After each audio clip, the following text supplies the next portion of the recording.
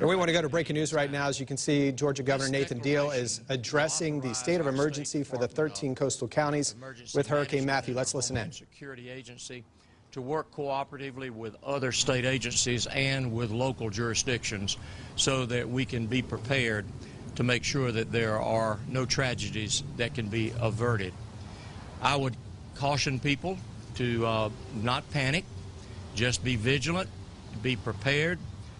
Be aware of the circumstances that may change with regard to the direction of this hurricane, and we expect that we will be updating this declaration if those changes do take place in the next 7 days. I have our director of our Department of Emergency Management and our Homeland Security Agency, Jim Butterworth, who is here, and I'm going to let Jim just say a few words, and you may have questions after that. Jim. Thank you, Governor. Good afternoon. We've been preparing. Our team is ready. We're working directly with a number of counties. We're working with the Federal Emergency Management Agency. We've also been working with our partner states and communicating with them, comparing plans, comparing the preparedness levels, making sure that our State Operations Center is appropriately manned. We will be manned as the governor has directed until this storm does pass and is not a threat to Georgia any longer. So we'll continue to be vigilant in that regard. We encourage folks, as the governor has said, we will reiterate that we encourage folks to be prepared individually. That preparation is critical to a successful passage of this storm wherever the center may pass. Any questions?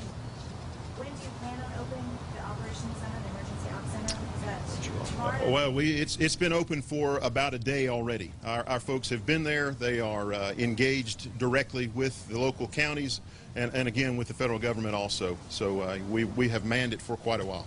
What specifically are you doing to prepare? Are you moving resources, staffers already down to that area?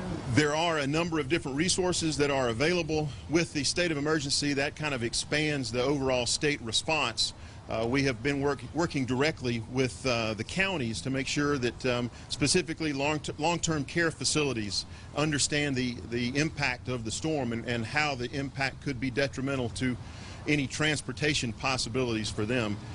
Specifically working with the Chatham EMA director and some of the Savannah issues, and also preparing and working directly with the Department of Public Safety with regard to contraflow on I-16. Have the feds also, are they staging emergency supplies in Georgia as well? There are no specific supplies that are staged at this point.